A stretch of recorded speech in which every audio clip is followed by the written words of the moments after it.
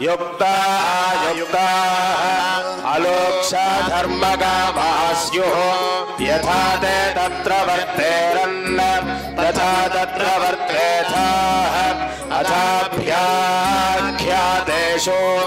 స్వామి అవునాలుగు ఉత్తర పీఠాధిపతి యొక్క పాత్ర ఏముంటుంది స్వామి? పీఠాధిపతి యొక్క ప్రతినిధిగా ఉత్తరాధికారిగా పీఠాధిపతి సూచనలను అనుసరించి చేయవలసి ఉంటుంది. అన్ని అధికారాలు ఉంటాయి.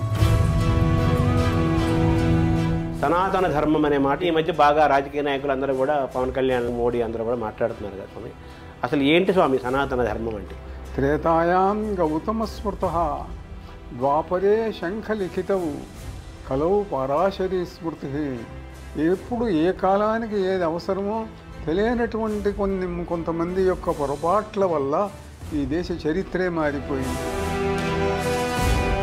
భారతదేశానికి పాకిస్తాన్ మధ్య ఒక యుద్ధ వాతావరణం ప్రస్తుతం నడుస్తుంది. యదా యదా హి ధర్మస్య గ్లానిర్భవతి Bharata. Divine law is different from human law. మేము నిజంగానే జోక్యం చేసుకోదలుచుకుంటే మా ముందు వీళ్ళంతా రాగుతారా?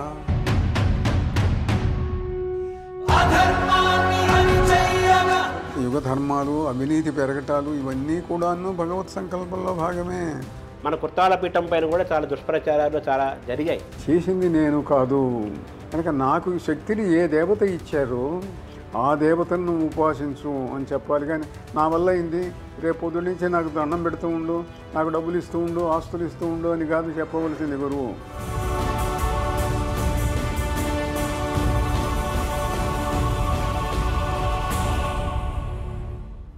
నమస్కారం. మనతో పాటు కుర్తాళ పీఠాధిపతి శ్రీ సిద్ధేశ్వరానంద భారతీ స్వామి వారు మనతో ఉన్నారు. సిద్ధేశ్వరి పీఠం యొక్క మూల క్షేత్రమైన ప్రధాన క్షేత్రమైన కుర్తాళంలో మనం ఉన్నాము. ఉత్తర పీఠాధిపతి పట్టాభిషేకం కూడా జరిగింది. ఈ నేపథ్యంలో కుర్తాళ పీఠం యొక్క ప్రాశస్యము, వైభవము, అలా సనాతన ధర్మ పరిరక్షణ, ఈ విషయాలు ఈ విశేషాలన్నీ స్వామివారి ద్వారా తెలుసుకునే ప్రయత్నం చేద్దాం. నమస్కారం స్వామి. నారాయణ నారాయణ. ఎప్పటి నుంచో అందరూ నేనే వేశాను చాలాసార్లు మిమ్మల్ని ప్రశ్న, ఉత్తర పీఠాధిపతి ఎవరు అన్నది. నియామకం చేశారు, పట్టాభిషేకం కూడా జరిగింది. స్వామి అవునాలుగు ఉత్తర పీఠాధిపతి యొక్క పాత్ర ఏముంటుంది స్వామి? ఉత్తర పీఠాధిపతి చేసేటువంటి పూజాది కార్యక్రమాలన్నీ కూడాను అధికారికంగా చేయవచ్చు. పీఠాధిపతి సంచారం చేస్తుంటాడు, సంచార పీఠాన్ని కూడా అతడు పూజించవచ్చు. తర్వాత పీఠాధిపతి ఇతర ప్రాంతాల్లో ఉన్నప్పుడు ఇక్కడ ఉండి ప్రధాన దేవతలను పూజించే అధికారం ఉంటుంది. ఇట్లా పీఠాధిపతి యొక్క ప్రతినిధిగా ఉత్తరాధికారిగా అతడు అన్ని కార్యక్రమాలను కూడా పీఠాధిపతి సూచనలను అనుసరించి చేయవలసి ఉంటుంది. అన్ని అధికారాలు ఉంటాయి. అంటే మామూలుగా శృంగేరి, కంచి, మన పీఠం కూడా ఉత్తర పీఠాధిపతి పెద్ద స్వామి ఇద్దరు ఉన్న మధ్యలో వారికి ఏమైనా మనం శిక్షణ లాంటిది ఉంటుందా స్వామి ఆ సమయంలో? ఎలా ఉండాలనేదే శిక్షణ. ఎలా ప్రవర్తించాలి, ఎలా పూజ చేయాలి, ఎలా తపస్సు చేయాలి, దేవతలను ఎట్లా ఆరాధించాలి, అట్లనే పీఠ సంబంధమైనటువంటి వ్యవహారాలను కూడా ఇతడు తెలుసుకోవాల్సి ఉంటుంది. ఎందుకంటే ఉత్తరాధికారి కాబట్టి అన్ని విషయాలు కూడా తెలుసుకోవాల్సి ఉంటుంది. అది ఇతర పీఠాలతో పోల్చవలసిన పని లేదు. కానీ ఏ పీఠానికి ఆ పీఠం తమ కర్తవ్యాన్ని పద్ధతిని ఎంచుకుంటాయి. మన పీఠానికి ఉన్నటువంటి పద్ధతులను మన పెద్దలు నిర్దేశించున్నారు. మౌనస్వామి మొదలైనటువంటి మహనీయులు ఆ మార్గాన్ని అనుసరించి చేయటం జరుగుతుంది. ఇప్పుడు మనది కూడా మన ఆది శంకరాచార్య ఆ పరంపర ఆ సంప్రదాయమే కదా స్వామి. అంటే మిగతా పీఠాలకి దీనికి ఏమన్నా వైవిధ్యం ఏమైనా ఉందా స్వామి ఈ సంప్రదాయంలో? శంకర సంప్రదాయంలో ఉండే అన్నింటికీ ఒకటే మార్గం, ఒకటే సంప్రదాయం, ఒకటే ఆచారం. కనుక ఇది శంకర సంప్రదాయంలో ఉన్న పీఠం కాబట్టి అవే ఆచారాలు ఉంటాయి, అవే సంప్రదాయాలు ఉంటాయి. ఎక్కడున్నా ఒకటే. అంటే మన అద్వైతం కదా, అద్వైత సిద్ధాంతం ప్రధానం శంకరులది. తర్వాత మనకు త్వర రోజుల్లోనే మనకి చాతుర్మాస్యం కూడా ప్రారంభం కాబోతుంది కదా స్వామి. ఈ చాతుర్మాస్యం అనేది ఇద్దరు పీఠాధిపతులు ఒకే చోట చేస్తారా? అది ఎలా ఉంటుంది స్వామి మామూలుగా? అది స్థలం అనేటువంటిది అప్పుడు ఉన్నటువంటి పరిస్థితిని బట్టి ఎంచుకోవటం జరుగుతుంది. ప్రాచీన కాలంలో ఏమిటి అంటే వర్షాలు మొదలైనవి ఎక్కువగా ఉండి దోవలు సరిగ్గా లేనప్పుడు, ప్రయాణాలు సంచారాలు చేయడానికి అవకాశం లేనప్పుడు ఒక చోట 4 నెలలు ఆ వర్షాలు పడుతున్నంత కాలం ఉండి అక్కడ ధర్మ ప్రబోధం చేస్తూ తపస్సు చేస్తూ ఉండటం ఒక ఆచారంగా వచ్చింది. ఆ వ్యవహారాలన్నీ కూడాను పరివ్రాజకోపనిషత్తులో, సన్యాసోపనిషత్తులో వాటికి సంబంధించినటువంటి వివరాలన్నీ కూడా తెలియజేశారు. దాంట్లో ఏమిటి అనంటే మొట్టమొదటి లేదు, తర్వాత వచ్చింది. ఈ వచ్చినటువంటి వాటిల్లో ఏమిటనంటే పరివ్రాజకోపనిషత్తులో చెప్పారు, సమయం మారుతున్నది, పరిస్థితులు మారుతున్నాయి కాబట్టి మాసస్య పక్ష అని నెలకు ఒక పక్షం చొప్పున 4 నెలలకు కూడా 4 పక్షములు, అంటే 2 నెలలు చెయ్యవచ్చును. అంటే 4 నెలలు చేయవచ్చు, లేక 2 నెలలు మాత్రమే చేసి ముగించవచ్చు. అది ఈ దీక్ష కిందికే వస్తుంది అని చెప్పి. అంటే మామూలుగా చాతుర్మాస్యము అనగానే 4 నెలలు అనుకుంటారు. అర్థానికి 4 నెలలనే కదా అర్థం. అవును. 4 నెలలు ఉంటేనే పద్ధతి. కానీ దానికి ఏదో చిన్న ఎగ్జామ్షన్స్ లాంటివి ఇచ్చారు. మిగతా 8 నెలలకి కాలానికి ప్రత్యేకంగా ఆ 4 నెలల కాలానికి ఉన్న వైవిధ్యము, విశిష్టత ఏంటి స్వామి? ఏమి లేదు, ఒకే చోట ఉంటారు కనుక తపస్సు తీవ్రంగా చేయటానికి, ఏకాగ్రతతో చేయటానికి అవకాశం ఉంటుంది. ధర్మ ప్రబోధం చేయటానికి మరింత అవకాశం ఉంటుంది. కనుక ప్రజలు దాన్ని వినియోగించవలసి ఉంటుంది. అంటే సంచారంలోనూ ఉంటుందనుకోండి, నువ్వు ఎక్కడ సంచారం చేసినా అక్కడ ప్రజలు వస్తారు, ధర్మ ప్రబోధాన్ని స్వీకరిస్తూ ఉంటారు. ఇక్కడ ఉన్నందువల్ల ఏమిటంటే ఒక ప్రత్యేకమైనటువంటి ఒక పరిమితి, ఒక నియతి ఇవన్నీ ఉంటుంటాయి. అంటే ముహూర్తం కూడా ఉంది కదా, ఈ నెలలో మొదలవుతుంది అంటారు కదా. అవును, ఈ నెల నుంచి ఈ నెల వరకు అంటారు కదా. అవును. ఆ పీరియడ్ అంటే ఆ కాలం ఏదైనా ప్రత్యేకమైన శక్తి ఏమైనా ఉంటుందా ఉపాసనలో? ప్రతి కాలంలో ఉండేటువంటి ప్రతిదానికి ఒక శక్తి ఉన్నది మన సంప్రదాయంలో. ఇప్పుడు శ్రీరామనవమి ఉన్నది ఒక శక్తి, వ్యాస పూర్ణిమ ఉన్నది ఒక శక్తి. అట్లనే దేవతల పేర, మహర్షుల పేర, మహనీయుల పేర ఉండేటువంటి సమయాలు, అట్లనే సహజంగా కాలంలోనే కొన్ని శక్తిమంతములైనవి ఉన్నాయి. మాఘమాసం ఉన్నది, మాఘమాసంలో విష్ణు పూజ చేసేటట్టయితే దాన్ని మించింది లేదు.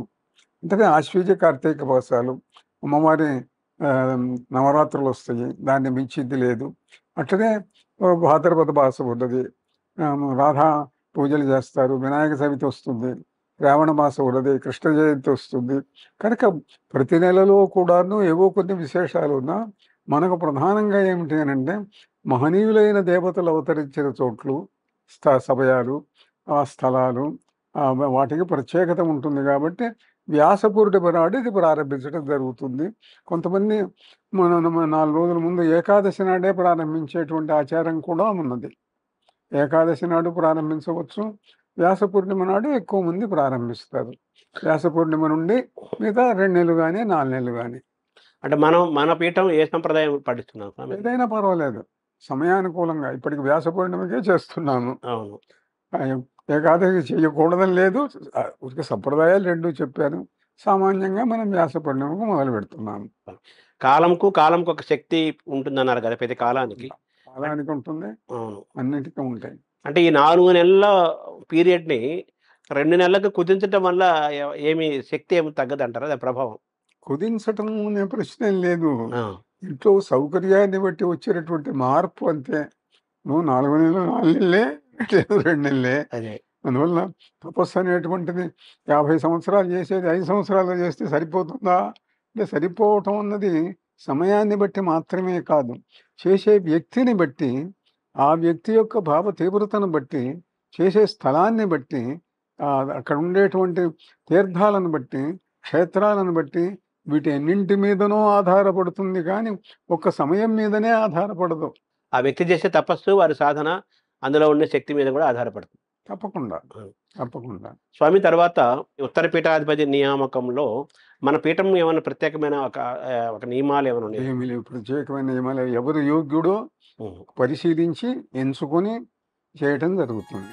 సనాతన ధర్మం అనే మాట ఈ మధ్య బలంగా జనంలోకి వెళ్తుంది. ఎప్పటి నుంచో ఉంది సనాతన ధర్మము, కానీ ఈ మధ్య బాగా రాజకీయ నాయకులు అందరూ కూడా, పవన్ కళ్యాణ్ కూడా సనాతన ధర్మం, మోడీ అందరూ కూడా మాట్లాడుతున్నారు కదా స్వామి. అసలు ఏంటి స్వామి సనాతన ధర్మం అంటే అందరికీ అర్థమయ్యే బాటలో? సనాతన ధర్మము అన్న శబ్దం చాలా చిత్రమైన శబ్దం. అది సనాతన ధర్మం అంటే మామూలుగా ఏమనుకుంటారంటే పూర్వకాలంలో ఋషులు చెప్పినటువంటి పద్ధతి ధర్మము అని అనుకుంటారు. కానీ ఆ శబ్ద స్వరూపం సదా సనాతన అయింది. సదా అంటే ఎల్లప్పుడూ ఉండేది, అది ప్రాచీనమైంది కాదు, మాత్రమే కాదు, అర్వాచీనమైంది, భూత భవిష్యత్ వర్తమానాలు అన్నింటికీ చెందినటువంటిది సనాతన ధర్మం. ధర్మం ఎట్లా తెలుసుకోవటం? ధర్మం ఎట్లా తెలుసుకోవటము అని అంటే దానికి కూడా పెద్దలు చెప్పారు. ధర్మస్య తత్వం నిహితం గుహాయాం మహాజనో యనగత సపంధా శృతిశ్చ భిన్న స్మృతయశ్చ భిన్నా. ఇట్లా శృతులు ఒక రకంగా చెప్తున్నాయి, స్మృతులు ఒక రకంగా చెబుతున్నాయి. మహారుషీనాం మతయశ్చ భిన్నా, ఒక్కో ఋషి ఒక్కో రకంగా చెప్పాడు. మరి ఎట్లా అనంటే మహాత్ములు మహనీయులు మీకు సందేహం వచ్చినప్పుడు మహనీయులు ఏ రకంగా చెప్పారు? ఆ ఋషి ఇట్లా చెప్పాడు కదా, ఈ ఋషి ఇట్లా చెప్పాడు కదా అంటే వాళ్ళు ఎప్పుడు చెప్పారు, ఆ సమయం ఏమిటి? ఒక ఋషి చెప్పినటువంటి పద్ధతిని ఇంకో ఋషి మార్చాడు సమయానుకూలంగా. కృతే యుగే వశిష్ఠస్తు త్రేతాయాం గౌతమ స్మృత ద్వాపరే శంఖలిఖితవు కలౌ పరాశరీ స్మృతి. అంటే కృతయుగంలో ఎలా ఉండాలో వశిష్ఠుడు చెప్పాడు. కొన్ని మార్పులు చేసి సమయ అవసరాన్ని బట్టి త్రేతాయుగంలో గౌతముడు చెప్పాడు, ద్వాపర యుగంలో శంఖలిఖితులు చెప్పారు, కలవు పరాశరి స్మృతి కలియుగంలో పరాశరుడు చెప్పాడు. అయితే ఏమిటేనంటే దాంట్లో కూడా మార్పులు చేర్పులు వస్తున్నాయి. మనకు స్మృతులలో వాటిల్లో పురాణాలలో కనిపిస్తుంది. కొన్ని ఆచారాలు కొన్ని పద్ధతులు ఋషులు మార్చారు, సమయానుకూలంగా మారుస్తూ ఉంటారు. సమయం అంటే ఏది అంటే ప్రజలకు ఏది అవసరమో ఏది శ్రేయస్సు కలిగిస్తుందో దాన్ని చూచుకొని ఆ సమయానుకూలంగా కొన్ని ఆచారాలు మార్పులు చేశారు. అంటే కలియుగంలో పరాశరుడు అన్నారు కదా, ఏంటి ఆయన ఏం చెప్పారు స్వామి? ఆయన చేసిన మార్పులు ఏంటి? ఎవరు చెప్పినా ఒకటే, వేద శాస్త్ర సమ్మతమైనటువంటి ధర్మాచరణను ఏ రకంగా అర్థం చేసుకొని చెయ్యాలి. ధర్మములో ధర్మం ఉన్నది, నీతి ఉన్నది. ధర్మం అనేది శాశ్వతమైనది, నీతి అనేది మారుతూ ఉంటుంది. అంటే ధర్మాన్ని మనస్సులో పెట్టుకొని నీతిని ఆచరించవలసి ఉంటుంది. ఎట్లా అని అంటే ఉదాహరణకు చిన్న ఉదాహరణ చెబుతాను, చరిత్రలో జరిగిన ఉదాహరణ. మనకు ఘోరీ మహమ్మద్ వచ్చాడు, అందరికీ తెలుసు. 18 సార్లు ఢిల్లీ ప్రభువు చేతుల్లో పృథ్వీరాజ్ చేతుల్లో ఓడిపోయినాడు, 17 సార్లు. 18వ ప్రతిసారి కాళ్ళ మీద పడేవాడు, శరణు అనేవాడు. శరణాగత రక్షణము క్షత్రియ ధర్మం కదా అని వాళ్ళు విడిచిపెట్టేవాళ్ళు. కానీ సమయం మారింది, కాలం మారింది, కలియుగంలో పద్ధతులు వేరు అన్న సంగతి తెలుసుకోకపోవటం మూలాన 18వసారి వాడు గెలిచాడు, పృథ్వీరాజును చంపేశాడు. చరిత్ర తెలిసిన సత్యమే కదా ఇది. కనుక ఇక్కడ ధర్మం యొక్క ఆచరణ ఎట్లా వచ్చింది? ధర్మాన్ని అర్థం చేసుకోలేకపోయినారు పృథ్వీరాజ్. రాజసత్వం వల్ల కానీ లేకపోయేటైతే ఏదో కొన్ని విశ్వాసాలు పద్ధతుల మీద ఉన్న నమ్మకం వల్లనైతే కానీ అతడు సరి అయినటువంటి ధర్మస్వరూపాన్ని, అంటే మహాధర్మము సూక్ష్మధర్మం, ఎప్పుడు ఏ కాలానికి ఏది అవసరమో ఆ ధర్మాన్ని ఎలా ఇంటర్ప్రిట్ చేయాలో, ఎలా అవగాహన చేసుకోవాలో, ఎలా ప్రవర్తించాలో తెలియనటువంటి కొంతమంది యొక్క పొరపాట్ల వల్ల ఈ దేశ చరిత్రే మారిపోయింది. ఇప్పుడు అట్లనే మతం మార్పిడులను గురించి చెబుతున్నాం. ఒకప్పుడు ఉన్నది మతం మార్చడానికి వీల్లేదు, చాలా స్ట్రిక్ట్ రిజిడ్. ఇవాళ మార్చి తీరవలసిన అవసరం ఏర్పడింది. మన మతంలో నుంచి వెళ్ళినటువంటి వాళ్ళు, మన మతంలోకి వస్తానన్నటువంటి వాళ్ళు తిరిగి తీసుకోక తప్పదు, తీసుకొని తీరాలి, తీసుకోవటమే ధర్మము అనేటువంటి పరిస్థితి వచ్చింది కదా మరి. కనుక ధర్మస్వరూపం ఒక రకం, దాన్ని ఆచరించడంలో నీతి స్వరూపం మరొక రకంగా ఉంటుంది. ఇప్పుడు కృష్ణుడంత వాడు కూడా భారతంలో చేయించిన పనులు కొన్ని చూడండి. దుర్యోధన వధ దగ్గర, అటనే అశ్వత్థామ ద్రోణ వధ దగ్గర, మరి ఇట్లాంటి సందర్భాల్లో మరి పాండవుల చేత ఏమేమి చేయించాడో అందరికీ తెలుసు కదా. కనుక ఏమిటి? ధర్మం మహాధర్మం, పాండవులు గెలవటం ధర్మం. దానికోసం కొన్ని మార్పులు చేర్పులు రకరకాలుగా తాత్కాలికంగా ఈ తప్ప ఒప్ప అనిపించేటువంటి పనులు చేయొచ్చు. కనుక కృష్ణుడు స్పష్టంగా ఒక వాక్యం చెప్పాడు, అధర్మ పరులు బలవంతులైనప్పుడు ధర్మము గెలవటానికి కొన్ని నియమములను వదిలివేయవలసి ఉండును అని భారతంలో చెప్పాడు. అదే రకంగా ఇప్పుడు కూడాను ఆ ఆచరణే వస్తున్నది. ఇవాళ మనం ఆచరిస్తూ ఉన్నటువంటి పద్ధతులలో ప్రాచీనమైనవి ధర్మం ఒకటే. మళ్ళీ ధర్మం ఋషి ధర్మం, వేదధర్మం. దాన్ని నియమించటానికి, దాన్ని పరిపాలించటానికి, దాన్ని ఆచరించటానికి కావలసినటువంటి పద్ధతులను అర్థం చేసుకొని తగిన కాలానుగుణంగా వ్యవహరించవలసినటువంటి అవసరం ఉన్నది. ఆ అవసరాన్ని, ఆ పద్ధతులను చెప్పవలసినటువంటి వాళ్ళు పీఠాధిపతులు. ఇప్పుడు రాజనీతి, యుద్ధనీతి అంటారు కదా స్వామి. అవును. రాజనీతి ఉంటుంది, యుద్ధనీతి ఉంటుంది, ధర్మం ఉంటుంది కదా. ఇప్పుడు రాజనీతి, యుద్ధనీతిలో ఎలా సమన్వయం చేసుకోవాలి, సమతుల్యం చేసుకోవాలి రెండింటి మధ్య? ఏమి లేదు, వీటన్నింటి ఒకటే సూత్రం. ప్రజల యొక్క శ్రేయస్సు, ఋషులు చెప్పినటువంటి మార్గం, అది దృష్టిలో పెట్టుకొని మనం ఆలోచనలు చేయవలసి ఉంటుంది. ఇది రాజనీతి కావచ్చు, యుద్ధనీతి కావచ్చు. యుద్ధనీతి కూడా ఎట్లా ఉంటుంది? ప్రాచీన కాలంలో రాత్రుల్లో యుద్ధం చేసేవాళ్ళు కాదు. ఇప్పుడు యుద్ధాలనే రాత్రులే జరుగుతున్నాయి. అవసరం, తప్పదు. అంటనే చిత్రం ఏమిటనంటే, వెనకటి రోజుల్లో రాజులు యుద్ధం చేసుకుంటే ప్రజలకు బాధ ఉండేది కాదు. ఆ రాజు ఈ రాజు వాళ్ళ సైన్యాలు ఒక మైదానంలో చేరి పోట్లాడుకుండేవి, యుద్ధం చేసుకుండేవి. ఎవడోడు గెలిచేవాడు, గెలిచిన వాడు ఎవడు పిలిచినా పరిపాలించవలసిన పద్ధతులు, ధర్మము ఒకటే కాబట్టి ప్రజలు ఇబ్బంది పడేవాళ్ళు కాదు. కనుక ఒక పక్కన మైదానంలో యుద్ధం జరుగుతుంటే ఈ పక్కన వేద పాఠశాలకు ఏ ఇబ్బంది ఉండేది కాదు, ధర్మశాలకు ఏ ఇబ్బంది ఉండేది కాదు. ప్రజలు ప్రశాంతంగా ఉండేవాళ్ళు, వాళ్ళు వీళ్ళు యుద్ధం చేసుకునేవాళ్ళు.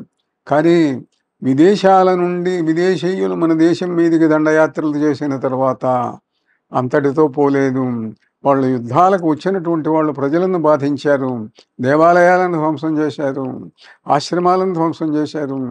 అంటే ప్రాచీన యుద్ధ పద్ధతులు వేరు, ఇప్పటి దేశకాలానుగుణంగా మారినటువంటి పరిస్థితులను గ్రహించటానికి మన వాళ్లకు చాలా సమయం పట్టింది. దానివల్ల కొన్ని వందల సంవత్సరాలు మనం నష్టపోయినాం ఈ జాతి. అంటే ఇప్పుడు మీరు చెప్పిన యుద్ధ నీతిలో నీతి లేకుండా ఓన్లీ యుద్ధమే జరుగుతుందని అర్థం చేసుకోవాలి. మరి నీతి మన దృష్టిలో మనది నీతి, కానీ ఇతరులు వచ్చి అవినీతి మార్గంలో చేయటం మొదలుపెట్టారు. దాన్ని ఎదుర్కోవటానికి, అర్థం చేసుకోవటానికి కొంత సమయం పట్టింది. ఆ సమయంలో చాలా నష్టపోయినాం మనం. ఇప్పుడు భారతదేశానికి పాకిస్తాన్ మధ్య ఒక యుద్ధ వాతావరణం ప్రస్తుతం నడుస్తుంది. దీన్ని మీరు ఎలా చూస్తున్నారు స్వామి?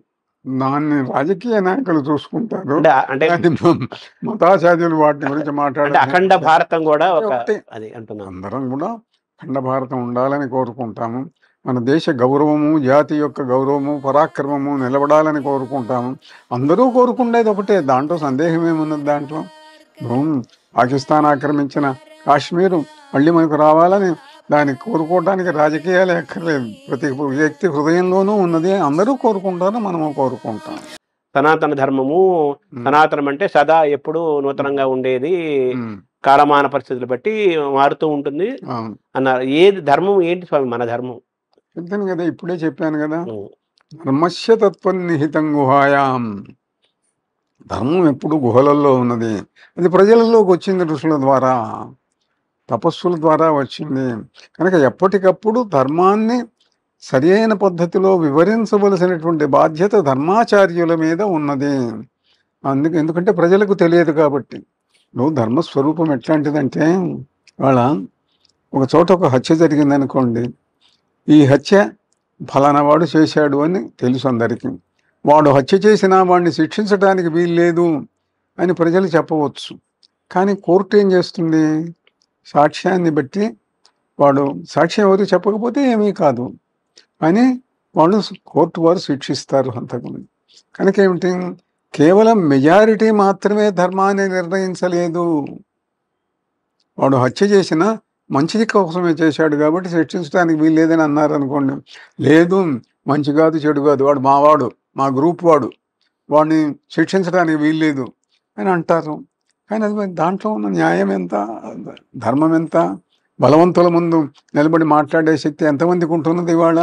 కనుక ధర్మాన్ని నిలబెట్టడానికి ప్రయత్నం చేయటం కూడా చాలా కష్టం. అందుకే భారతంలో ఒక మాట చెప్పారు, సారపు ధర్మమున్ విమల సత్యము పాపము చేత బొంకుచే పారము పొందలేక చెడబారినదైన అవస్థ దక్షులెవ్వారలు ఉపేక్ష చేసిరి, అది వారల చేటగు గాని ధర్మ నిస్తారకమయ్యు సత్య శుభదాయకమయ్యును దైవం ఉండడిన్. అంటే ధర్మము సత్యము అధర్మం చేత అసత్యం చేత పోరాడి అలసిపోయి యుద్ధం చేయలేనటువంటి పరిస్థితి వచ్చినప్పుడు శక్తి కలిగిన వాడు ఉపేక్ష చేయరాదు. శక్తి లేకపోతే వేరు. ఇప్పుడు మొదలు దుర్మార్గులు వచ్చారు, కొన్ని చంపుతున్నారు, నువ్వు ఆపగలిగితే ఆపి తీరాలి. ఆపే శక్తి లేదనుకో, దానికి చేయగలిగింది ఏమీ లేదు. కనుక శక్తి ఉన్నటువంటి వాడు ఉపేక్ష చేస్తే అది వాడి నాశనానికే దారితీస్తుంది. కానీ పరమేశ్వరుడు ఉన్నాడు, ఆయన చూస్తాడు, ఆయన అవసరమైనప్పుడు వచ్చి తప్పకుండా ఆయన ఇంటర్ఫియర్ అవుతాడు, చేస్తాడు. అదే కదా భగవద్గీతలో చెప్పింది, యదా యదా హి ధర్మస్య గ్లానిర్భవతి భారత అభ్యుత్థానం అధర్మస్య ఆత్మానం సృజామ్యహం. ధర్మం అలిసిపోయి అధర్మంతో యుద్ధం చేసేటప్పుడు గ్లాని చెందితే, అలిసిపోతే పరమేశ్వరుడు తనను తాను సృష్టించుకుంటాడు. వెనకటి రోజుల్లో అయితే, పూర్వకాలంలో అయితే గరుత్మంతుడికి శంఖచక్రాలు పట్టుకొని వచ్చేవాడు. ఇప్పుడు అట్లా కాదు, మానవులలోనే ఆవేశిస్తాడు. సరి అయిన యోగ్యుడైనటువంటి వ్యక్తిలో ప్రవేశించి ఆ ప్రవేశించినటువంటి వ్యక్తికి శక్తినిచ్చి అతడి చేత అధర్మాన్ని ఓడించేటట్టుగా చేస్తాడు. అది ఈ యుగంలో ఉండేటువంటి పద్ధతి. కనుక ఈ ప్రాచీన కాలంలో ఉండేటువంటి పద్ధతులు, ఇప్పుడు ఉండేటువంటి పద్ధతులు, భగవంతుడు ఎట్లా వస్తాడు, ఏ రూపంగా వస్తాడు. ఇప్పుడు ఈ శివాజీ భగవత్ శక్తి వల్ల ప్రేరణ చెంది వచ్చాడు, రాణా ప్రతాప్ అలా వచ్చాడు, కృష్ణదేవరాయలు అలా వచ్చాడు. అలా అధునాతన కాలంలో కూడా ఎందరో మహనీయులైనటువంటి వ్యక్తులు. ఉదాహరణకు కావ్యకంఠ వాసిష్ఠ గణపతి ముని ఒక మాట చెప్పాడు, స్వాతంత్ర్యం వచ్చింది, స్వాతంత్ర్యం ఎవరి వల్ల వచ్చింది? ఏదో మహాత్మా గాంధీ సత్యాగ్రహాలు చేశారు, ఇతరుల నాయకులందరూ కూడా ఉద్యమాలు నడిపారు, సత్యాగ్రహాలు చేశారు, జైళ్ళకి వెళ్ళారు, అహింసా మార్గంలో వచ్చింది అని మనం అంటాము. సత్యమే, కంటికి కనిపిస్తున్న సత్యమే అది.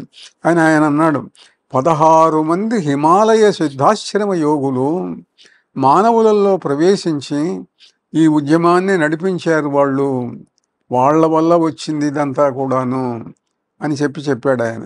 కనుక హిమాలయాలలో సిద్ధాశ్రమం ఉన్నది. అక్కడ కొన్ని వందల వేల సంవత్సరాల భౌతికమైనటువంటి వయస్సుతో ఉన్నవాళ్ళు ఇప్పటికి కూడా ఉన్నారు. అందరికీ కనపడరు వాళ్ళు ఎంచుకున్న వ్యక్తులు చూడవచ్చు, వాళ్ళు పిలిపిస్తారు, కావాలంటే చూస్తారు. కనుక వాళ్ళ శక్తి ప్రవేశిస్తూ ఉంటుంది మానవులలో. ఎప్పుడు ఎక్కడ ఎంత. ఇప్పుడు సిద్ధుడు ఉన్నాడు, ఇప్పుడు ఒక అధర్మం జరుగుతున్నది, ఇప్పుడు ఏదో యుద్ధం జరిగింది, దుర్మార్గులు గెలుస్తున్నారు, వీళ్ళంతా ఏం చేస్తున్నారు? దేవతలు ఏం చేస్తున్నారు? సిద్ధులు ఏం చేస్తున్నారు అని సహజంగా అడుగుతారు కదా. చాలామంది అడుగుతుంటారు, మీరు సిద్ధులు అని చెబుతుంటారండి, సిద్ధులంతా ఏం చేస్తున్నారండి అన్యాయం జరుగుతుంటే, అధర్మం జరుగుతుంటే అంటే? దానికి వివేకానందుడి జీవితంలో ఒక అద్భుతమైన ఉదాహరణ ఉన్నది. ఆయన ఒక గ్రామం నుంచి మరో గ్రామం నడిచి వెళ్తున్నాడు. దోవలో ఒక చోట ఒక దేవాలయం ఉంది. అందులో విగ్రహాలు శిథిలమైపోయి ఉన్నాయి, విరగొట్టబడి ఉన్నాయి. ఇతర మతస్థులు వచ్చి దాన్ని ధ్వంసం చేశారు. అక్కడ కూర్చున్నాడు వివేకానందుడు. అమ్మా, నీకు దేవాలయం కట్టాము, ఇతర మతస్థులు వచ్చి ధ్వంసం చేస్తుంటే నువ్వెందుకు ఊరుకున్నావు? నిన్ను నీవు రక్షించుకోలేనటువంటి దేవతవు మమ్మల్ని రక్షిస్తావు అని ప్రజలు ఎందుకు ప్రార్థిస్తాలి? ఎలా నమ్మకం కలుగుతుంది అని అడిగాడు ఆయన. కళ్ళు మూసుకున్నాడు, ధ్యానం చేశాడు. చేస్తే అమ్మవారు వచ్చి నిల్చున్నది. ఆయన, ఈ దేవాలయం నేను కట్టమని చెప్పానా? మీరు కట్టుకున్నారు, రక్షించుకోవాల్సిన బాధ్యత కూడా మీదే. అంటే ఈ సమాధానం నాకు సంతృప్తిగా లేదమ్మా.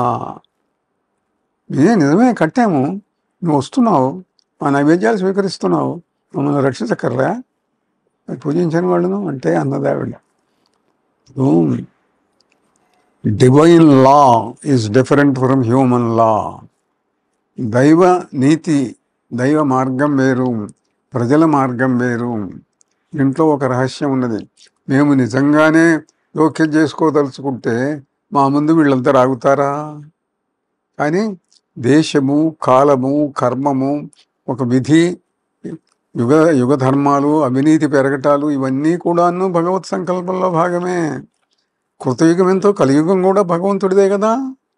కొన్ని యుగాలలో ఇట్లా వస్తుంటాయి, కాల ప్రభావం ఇలా ఉంటుంది.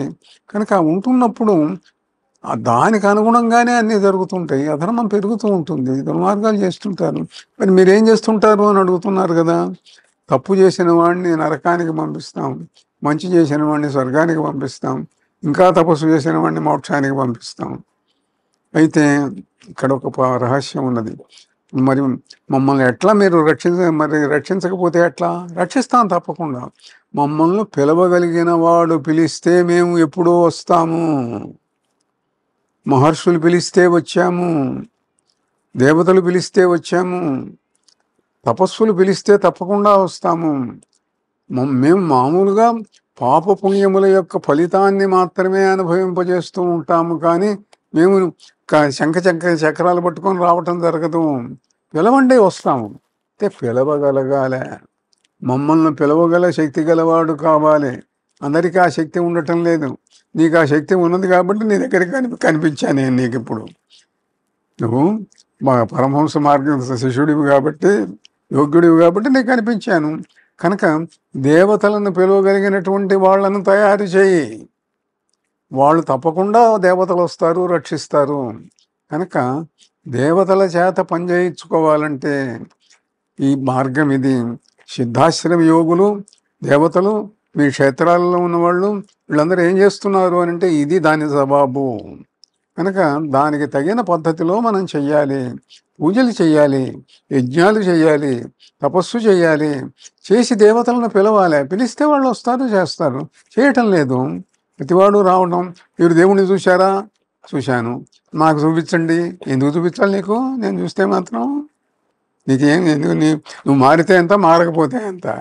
ఆఫ్టర్ ఆల్ కొన్ని కోట్ల మంది జనంలో నీ ఒక్కడికి నిరూపించి నువ్వు మారాలి అని నేను ఎందుకు అనుకోవాలా?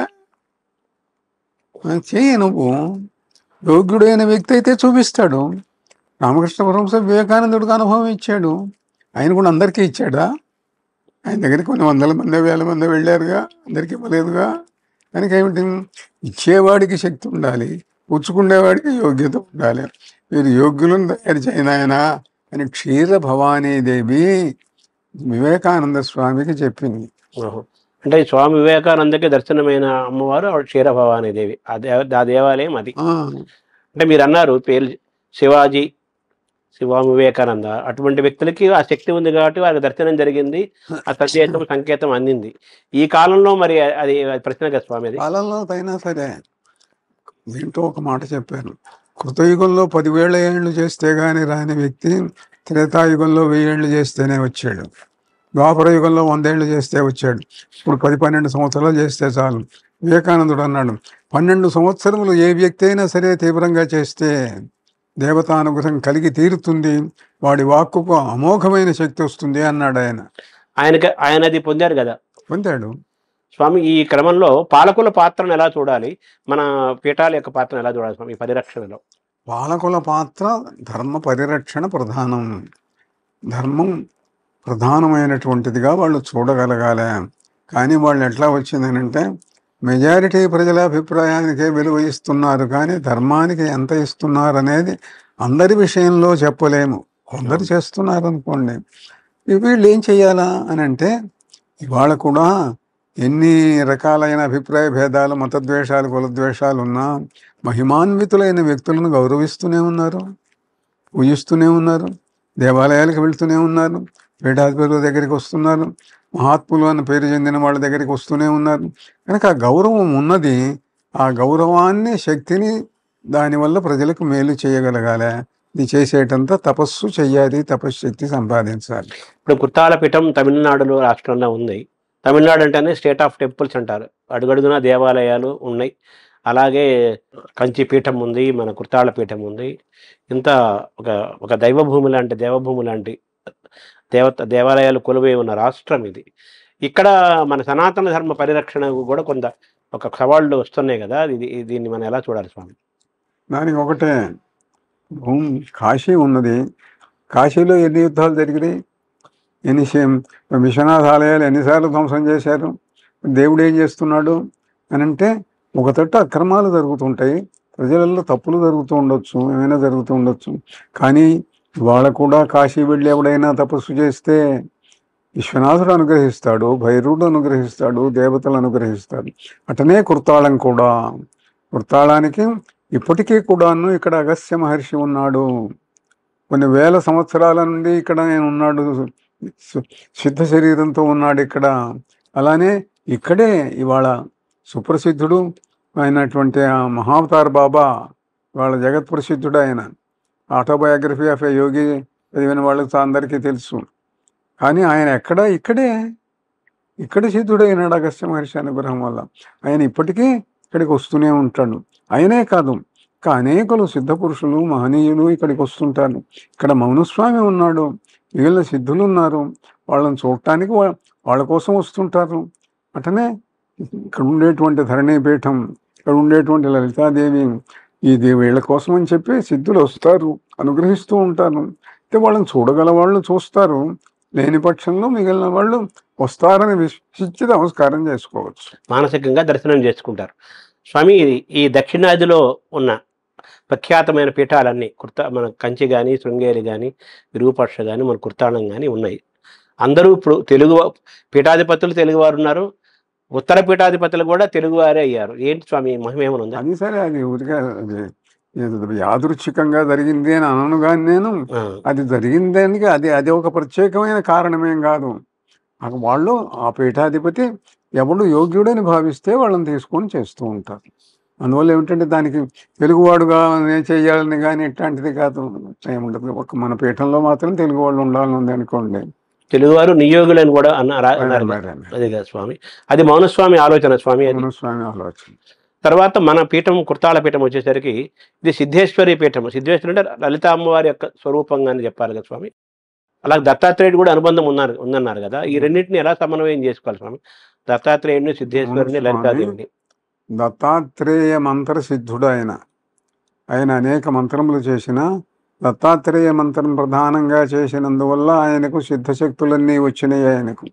అందువల్ల ఆయన దత్తాత్రేయుడు ప్రధాన దేవతగా, ఇది దత్తాత్రేయ మఠమే మొదట్లో. అయితే ఏమిటి అంటే దత్తాత్రేయుడికి సిద్ధేశ్వరీ దేవికి ఒక సంబంధం ఉన్నది. మౌనస్వామి హిమాలయాలలో తపస్సు చేశాడు, సన్యాసం తీసుకున్నది అచ్యుతానంద సరస్వతి స్వామి దగ్గర సన్యాసం తీసుకున్నాడు. అక్కడ ఉన్న ఆయన ఆ అచ్యుతానంద సరస్వతి స్వామి దత్తాత్రేయ మంత్రసిద్ధుడు. దత్తాత్రేయుడు అనుగ్రహం వల్ల ఆయన 25,000 సంవత్సరాల తన పూర్వ స్మృతిని పొందగలిగాడు. దత్తాత్రేయ స్వామి ఆయన సిద్ధేశ్వరీ దేవిని అవతరింపజేశాడు అచ్యుతానందుడి కోరిక మీద. ఆ సిద్ధేశ్వరీ దేవే కుర్తాళానికి వచ్చింది మౌనస్వామితోటి. అందుకని మొదట్లో దత్తాత్రేయ పీఠమైన ఆయన మౌనస్వామి వారు దీనికి ఆయనే సిద్ధేశ్వరీ పీఠము అని పేరు పెట్టారు. సిద్ధేశ్వరి అంటే లలితాదేవి. సిద్ధేశ్వరి మనం పేరుతోటి మరొక దేవత కూడా ఉన్నది మంత్రశాస్త్రంలో. అయితే ఇక్కడేమిటంటే అమ్మవారు లలితాదేవి, రాజరాజేశ్వరి, పేరు సిద్ధేశ్వరీదేవి. మౌనస్వామి ఈ పీఠాన్ని స్థాపించారు 1916లో. ఇప్పుడు 110 సంవత్సరాలు అవుతోంది. తర్వాత విమలానంద భారతి, త్రివిక్రమరామానంద భారతి, శివచేదానంద భారతి, సిద్ధేశ్వరానంద భారతి, ఉత్తరపేట దత్తేశ్వరానంద భారతి, ఇలా నామకరణం చేస్తున్నారు కదా. దీని వెనకాల ఏమైనా మంత్రపరమైన ఏదైనా యోగపరమైన రహస్యం ఏమీ లేదు. గురువు గారికి ఏ ఇష్టమైతే ఆ పేరు పెడుతూ ఉంటాను. ఈ పేర్లన్నీ గొప్పవే. అయితే ఇంతకు ముందు ఉన్నవన్నీ కూడా ఏమిటంటే పూర్వ గురువుల పేర్లు పెట్టుకున్నారు. ఇప్పుడు ఉదాహరణకు విమలానంద భారతీయ స్వామికి ఆ పేరు పెట్టిన వారు ఆయన శృంగేరి విరూపాక్ష పీఠాధిపతి కళ్యాణానంద భారతీయ స్వామి వారు. కేటి రామారావు గారని ఆయన పూర్వాశ్రమంలో 100లో టీచర్గా ఉండేవారు. ఆయన సన్యాసం తీసుకొని కళ్యాణానంద భారతీయ స్వామి వారి దగ్గర విమలానంద భారతి అని ఆయన పేరు పెట్టారు. ఆయన ఎందుకు పెట్టారో ఆయన సంకల్పం. ఆ విమలానంద భారతి ఆయన పూర్వ పేరు త్రివిక్రమరామారావు కాబట్టి తన శిష్యుడికి త్రివిక్రమరామానంద భారతి అని ఆయన పేరు పెట్టాడు. త్రివిక్రమరామానంద భారతీయ స్వామి వారికి మౌనస్వామి అంటే గౌరవం, భక్తి ఉండి తన శిష్యుడికి శివచిదానంద అని పేరు పెట్టారు. మౌనస్వామి నామధేయం శివచిదానంద. ఆయన సరస్వతీ సంప్రదాయం, ఈ మధ్యలో వచ్చింది భారతీయ సంప్రదాయం వచ్చింది. కనుక ఆయన తన శిష్యుడికి శివచిదానంద భారతి అని పేరు పెట్టారు. శివచిదానంద భారతీయ స్వామి వారు నాకు ఈ పేరు పెట్టారు, వారి ఇష్టం. సిద్ధేశ్వరీ దేవి పీఠం కాబట్టి ఈ పేరు పెట్టాలని వారికి అనిపించింది. ఇప్పుడు మీరు దత్తేశ్వరానంద భారతి ఇది మీరు పెట్టారు కదా స్వామి? నేను పెట్టాను. ఎందుకు పెట్టాను? ఇది దత్తాత్రేయ భట్టం కాబట్టి ఆ యువకుడు దత్తాత్రేయ భట్ట సాధన తీవ్రంగా చేస్తున్నాడు, అందుకని ఆ పేరు పెట్టడం జరిగింది. 2 కారణాల వల్ల. సో మౌనస్వామి ఏ సంకల్పంతో, ఏ మహాసంకల్పంతో ఈ పీఠాన్ని స్థాపించారో ఆ ప్రతిష్ట, ఆ సంప్రదాయము, లేకపోతే ఆయన అనుకున్న మహాసంకల్పం ఈ 110 ఏళ్ళ నుంచి నెరవేరిందా స్వామి? తప్పకుండా కాలానుగుణంగా నెరవేరుతూ ఉంటుంది. ఆయన ఇప్పుడు ఉన్నాడు. ఆ మధ్య ఒకసారి ఆయనతో మాట్లాడాను నేను. మాట్లాడితే ఆయన అన్నాడు, నేను మళ్ళీ ఇంకో జన్మ తీసుకొని మళ్ళీ సిద్ధుడై లోకానికి ఉపకారం చేయవలసిందని సిద్ధాశ్రమ గురువులు నాకు ఆదేశం ఇస్తున్నారు. నేను ఇక్కడ ఈ సిద్ధ శరీరం విడిచిపెట్టి వెళ్తాను అన్నాడు ఆయన. అంటే నేను నన్ను స్వామివారు ఇప్పుడే వెళ్ళొద్దండి, మీరు ఇప్పుడు ఉంటే మీతో మాట్లాడుతున్నాము, చేస్తున్నాము, అనుగ్రహిస్తున్నారు, నాళ్ల పాటు ఉండండి ఈ శరీరంతో, నేను కూడా వాళ్ళని సిద్ధాశ్రమ గురువులను ప్రార్థిస్తాను అన్నాను. ప్రస్తుతం ఉన్నారు ఆయన. సో మన దేవాలయాలు, పీఠాలు, వీటి యొక్క ఆస్తుల పరిరక్షణ, ఆ ప్రతిష్టను కాపాడటము అనేది ఒక పెద్ద సవాలుగా మారుతున్న నేపథ్యంలో మన కుర్తాళ పీఠం పైన కూడా చాలా దుష్ప్రచారాలు చాలా జరిగాయి. అప్రతిష్ట తీసుకొచ్చే ప్రయత్నం తీసుకొచ్చారు కదా. తిరిగి మన ప్రతిష్టను ఇంకా అపూర్వంగా సాగుతుందని విశ్వసించవచ్చు స్వామి. ఈ అప్రతిష్టలు, ప్రతిష్టలు వీటిని గురించి మనం ఆలోచించవలసిన పని లేదు. భక్తులు ఆలోచిస్తారు, వాళ్ళు దానికి తగినట్టుగా చేస్తూ ఉంటారు, దైవం నిర్ణయిస్తూ ఉంటుంది. ఏమిటనంటే వృత్తాళ పీఠం ప్రధానంగా చేసేది ఏమిటి, మిగిలిన పీఠాల కంటే ప్రత్యేకంగా ఏమైనా చేస్తున్నదా అంటే చేస్తున్నది. ఏమిటి అనంటే వచ్చిన వాళ్లకు వేదాంతం చెప్పటం, వేద ప్రబోధం చేయటం, వేద పాఠశాలలు పెట్టడం, ధర్మాన్ని రక్షించడానికి కావలసినటువంటి శాస్త్ర ప్రబోధాలు చేయటం, అన్నీ అందరూ చేస్తూ ఉంటారు. అన్నదానాలు చేయటం, వీలైతే హాస్పిటల్స్ పెట్టించి ప్రజలకు ఉపకారం చేయటం అందరూ చేస్తారు. కానీ మనం ప్రత్యేకంగా చేస్తున్నది ఏమిటి అనంటే, డాక్టర్లు అన్ని రోగాలు కుదిరించలేరు, కానీ మాంత్రికుడు కుదిరించగలడు, యోగి కుదిరించగలడు. ప్రజలకు కష్టాలు తీరితే వాళ్ళకు దైవమునందు విశ్వాసం కలుగుతుంది. ఆ శక్తి ఎట్లా వస్తుంది అంటే జపము వల్ల వస్తుంది, తపస్సు వల్ల వస్తుంది. ఏ కష్టాలు వచ్చినా సరే తపస్సు చేసి పోగొట్టుకోవచ్చు. లౌకికమైన మార్గంలో తీరనటువంటి కష్టాలన్నీ కూడాను తపస్సు వల్ల తీరుతాయి. యద్దుష్కరం యద్దురాపం యద్దుర్గం యచ్చదుస్తరం తత్సర్వం తపసా ప్రాప్యం. తపస్సు వల్ల సాధ్యమది. లోకంలో దుష్కరమైనది, అసాధ్యమైనది తపస్సు వల్ల సాధించవచ్చు. తపోహి దురతిక్రమ అయితే ఆ తపస్సు చేయడం మాత్రం చాలా కష్టం. కనుక ఇక్కడ మనం ఎన్నుకున్నది ఏమిటి అంటే, ఉత్సాహవంతులైనటువంటి వ్యక్తులకు వాళ్ళ చేత జపములు చేయించి, హోమాలు చేయించి, తపస్సు చేయించి, వాళ్ళను సిద్ధ సంప్రదాయమునకు చెందినటువంటి శక్తి కలిగిన వ్యక్తులుగా తయారు చేసి వాళ్ళ చేత ఇతరులకు ఉపకారం చేయించటము. మంత్రజలం ఇస్తే వ్యాధి పోవాలి, హోమం చేయిస్తే కష్టాలు తీరాలి, అభిష్టం జరగాలి. అది ప్రత్యేకమైన మార్గంగా పెట్టి కొన్ని వేల లక్షల మందికి మంత్రోపదేశాలు చేయించటం, వాళ్ళలో అనేకులు వాళ్ళ కష్టాలు పోవటం. కష్టాలు పోయిన వాళ్ళ కృతజ్ఞత ఉంటుంది, సహజంగా దైవభక్తి పెరుగుతుంది, గురుభక్తి పెరుగుతుంది. కనుక ఆ మార్గంలో ఇట్లా ప్రత్యేకమైనటువంటి తపో మార్గానికి ప్రాధాన్యం ఇచ్చి చేస్తున్న పీఠం ప్రధానంగా మనది వృత్తాళ సిద్ధేశ్వరి పీఠం. కృతజ్ఞత యొక్క ఒక పెద్ద స్వరూపమే భక్తి అని చెప్పాలా స్వామి? కృతజ్ఞత యొక్క భక్తి స్వరూపం భక్తి కాదు, కృతజ్ఞతలో నుండి భక్తి రావచ్చు. నేను కష్టపడి కోరికలు తీరినవాడు కృతజ్ఞుడై ఉండేటైతే ఆ కృతజ్ఞత ఆ వ్యక్తి ఎందుకు మాత్రమే ఉంటుంది. మీరు ఉపకారం చేశారు, మీరు మహానుభావులు, మీరు దేవుళ్ళు, అంతేకాదు. ఆ కృతజ్ఞత ఎట్లా ఉండాలి అని అంటే దైవభక్తిగా మార్చాలి గురువు.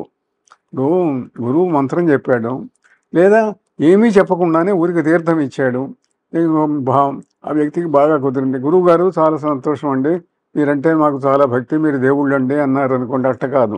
గురువు చేయవలసిన పని ఏమిటి అని అంటే, నాయన ఈ చేసింది నేను కాదు, దేవత చేసింది, సిద్ధ గురువులు చేశారు.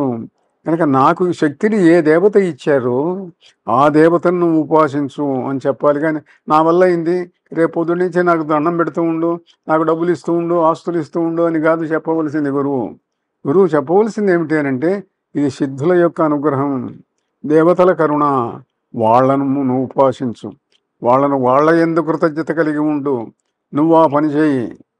చివరిగా స్వామి, ఇంత వైభవమైన ఈ పీఠం యొక్క భవిష్యత్తు ఏ విధంగా ఉంటుందని మీరు అనుకుంటున్నారు? భవిష్యత్తు మౌన స్వామి నిర్ణయిస్తారు, దేవతలు నిర్ణయిస్తారు, ఎప్పుడూ బాగానే ఉంటుంది, అంటూ సందేహం ఏమన్నదే. నమస్కారం స్వామి. నారాయణ నారాయణ.